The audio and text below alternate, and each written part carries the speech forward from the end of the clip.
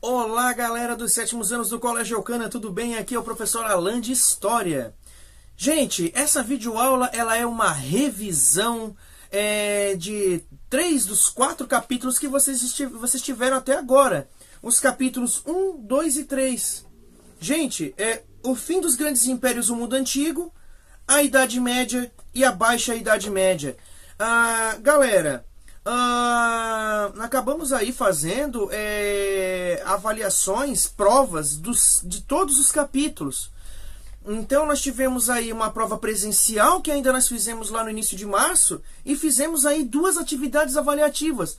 E galera, atividade avaliativa é prova, tá bom? Prova com pesquisa. E o que vocês tinham que pesquisar? O livro, o caderno, que se vocês anotam em casa, e as videoaulas, galera.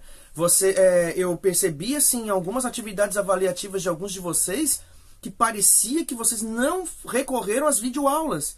Galera, vocês estão em casa, vocês têm toda a possibilidade de poder pesquisar tudo à sua mão, gente. Então, alguns de vocês aí deram uma pequena deslizada na organização de responder uma prova com pesquisa, tá bom? Atividade avaliativa é uma atividade com pesquisa, é uma prova de pesquisa, tá certo? Não é trabalho. Trabalho é outra coisa, tá bom? Então, vamos lá. Olha só. Fim dos grandes impérios. Quando se fala em grandes impérios, que é o capítulo 1, né, que começava ali a partir da página 10, nós estamos falando da queda do Império Romano. Tá? Nós tínhamos ali o Império Romano, que foi dividido em Império Romano do Ocidente, capital Roma, e Império Romano do Oriente, capital Constantinopla. Isso nós vimos em sala de aula. E quem é que foi o responsável pelo fim do Império Romano de Roma? Os germânicos. Diversos povos, galera. Eu lembro que nessa primeira prova eu ainda falei e teve gente que ainda escreveu bobagem na pergunta dos povos germânicos que invadiram. Que aí na página 12 dizia que foram estes os responsáveis pelo fim do Império Romano do Ocidente, capital Roma. Que foram os suevos, saxões, francos, álamos ou alamanos, bávaros, godos, ostrogodos, visigodos, lombardos, vândalos, entre outros. Né? Os érulos, que foram os responsáveis pela invasão de Roma e fim do Império Romano. Então, galera, eram esses os povos que fizeram com que uma parte do Império Romano, que era o Império Romano do Ocidente, caísse. Como é que era o modo de vida desses germânicos? E isso está lá no capítulo 2. Esses germânicos eles viviam de forma tribal, numa organização de clã, né? A organização de sociedade deles, né? A organização de um chefe de clã, um chefe de tribo, que coordenava um grupo que estava sob a sua liderança. Né? Que leis que eles traziam para si? Não haviam leis escritas, mas haviam as leis faladas, as leis conhecidas pela cultura deles, que era a oralidade, e era baseado no princípio da palavra, da fidelidade. Ou seja, o que eu falo, você tem que acreditar e é lei. E eu vou provar que a minha palavra é digna pelo meu exemplo. E era assim que eram as leis germânicas. Quando os germanos eles invadiram o Império Romano, eles misturaram, né, o conhecimento, a lei germânica, com as leis romanas, né, que muito ainda nós temos nos dias de hoje, e organizaram um novo sistema, né, que seria aí o sistema pautado num grande governante, com chefes de tribo sendo governados por esse governante. Esse governante distribuiria terras para esses governados, que passariam a lotear essas terras para os pequenos camponeses. E isso ficou chamado de feudo, um pedaço de uma terra. E esses que receberam as terras, eles teriam que dar segurança aos camponeses. Teriam uma certa autonomia política. E isso passou a ser o jeito de administrar na era medieval. Na era medieval, o jeito político, a política era baseada num rei que governava um espaço de terra, que distribuía essa terra para pessoas com um certo poder e que teriam uma certa autonomia política, que constituiriam o que se chamou de sistema feudal. As leis também, misturando o germânico, baseado na fidelidade, com as leis escritas romanas. Então, aquilo que era cultural do germânico passou a ser documentado.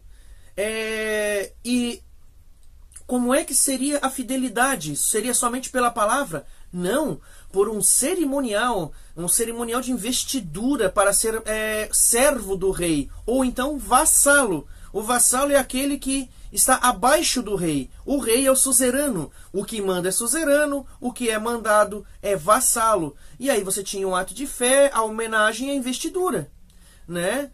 A homenagem era feita de forma oral, em que o futuro vassalo declararia o seu respeito, admiração e devoção ao rei. O ato de fé era você jurar com a mão direita sobre a Bíblia, você um dever espiritual de lealdade e respeito ao rei, entendendo que esse rei era a figura de Deus na terra. E aí a investidura. A investidura você consistiria no rei como um símbolo da lealdade do rei com o vassalo, do vassalo com o rei, entregaria um objeto para esse vassalo. E esse rei, ele declararia, pela sua palavra da fidelidade, de que ele protegeria esse servo, se esse servo protegesse ele. E aí estaria feito o cerimonial de suzerania e vassalagem. Então, isso que eu expliquei agora seria a parte jurídica da era medieval. E se vocês perceberam tudo que eu falei aqui, eu pulei do capítulo 1 para o 2 e o 3. E se vocês notaram, eu respondi aí uma questão que muitos de vocês erraram. Por mais que eu tenha falado na aula ao vivo de vocês, né, do que era a lei germânica, né, a política germânica, a lei medieval e a política medieval, né? E vocês encontrariam isso com facilidade, e eu indiquei isso na aula ao vivo, né, que era a organização aqui, ó, romana, e aqui vocês iam encontrar, e aí vocês deram uma patinada bem grande nas perguntas desse esquema da atividade avaliativa 1, tá certo? Mesmo eu tendo repetido algumas vezes na aula ao vivo, tá certo? O que mais? Sobre o Império Romano lá do Oriente, que eu não falei, cuja capital era Constantinopla. Com a queda do Império Romano do Ocidente, Constantinopla se tornou o grande centro do mundo conhecido. O meio do caminho entre a Ásia e a Europa. Um grande rei que governou ali foi Justiniano. Ele criou ali o corpo jurídico civil, que foi o primeiro código de regras civis aí, que são utilizadas até hoje como base, né, o Corpus Juris Civilis. Ele fortaleceu a igreja cristã ortodoxa, né, que era a igreja católica ortodoxa ou igreja grega. Em Roma se fortaleceu a igreja católica apostólica romana. Foi um grande centro comercial, certo? Foi um grande polo cultural e artístico no meio do caminho entre Europa e Ásia. O Império Romano do Oriente ele cai em 1453 com a invasão dos árabes, que é o terceiro povo, o Império Árabe, que surge no deserto da Arábia, entre a antiga Mesopotâmia e o Egito, e vai se constituindo como um povo politeísta que acreditava em vários deuses, mas que, com a presença e as revelações de um jovem comerciante chamado Maomé, surge uma nova crença, uma crença em um Deus único, criador dos céus e da terra, e que defendia a união e o amor dos povos e a defesa dessa fé. Isso que eu estou falando, o cristianismo também faz. Só que os princípios do chamado islamismo, né, que é os seguidores do Islã, seguidores de Maomé, eles entendem que o paraíso ele é um pouco diferente daquilo que os cristãos entendem ser. Alá, como eles chamam Deus, nada mais é que a palavra Deus em língua portuguesa. No judaísmo, né, nas línguas hebraica e aramaica, você fala Adonai ou Yahvé. e na tradução do hebraico, aramaico e do árabe, tudo isso se chama Deus. Então, acreditam no mesmo Deus, só tem um entendimento um pouco diferente da chamada morada de Deus, tá certo? E o livro sagrado também é diferente. De acordo com a história do islamismo, o Maomé recebeu as revelações de um anjo que está na Bíblia, o anjo Gabriel, e o Gabriel declamou em versos todos os escritos do chamado Corão, ou em árabe Al-Coran, que na tradução do árabe para a língua portuguesa significa o livro. O e Coran, livro. O livro, a revelação. Certo? Podemos dizer que os ortodoxos, os católicos e os muçulmanos, eles configuram as religiões monoteístas mais fortes do mundo no que a gente chama de Era Medieval. Capítulos 2 e capítulos 3, tá certo? É ali que nós vamos ter toda a organização do que é chamado feudo, que eu expliquei ali na organização política. Como é que funcionava o feudo? Funcionava em que o rei indicava uma terra, e isso eu repito, para um nobre, e isso um rei chamado Carlos Magno determinou a criação de títulos de nobreza e a divisão de terras de acordo com a importância estratégica do reino. As terras mais próximas da fronteira eram chamadas de marcas, e o sujeito que receberia aquela terra seria chamado de marquês, receberia um título de nobreza chamado marquês.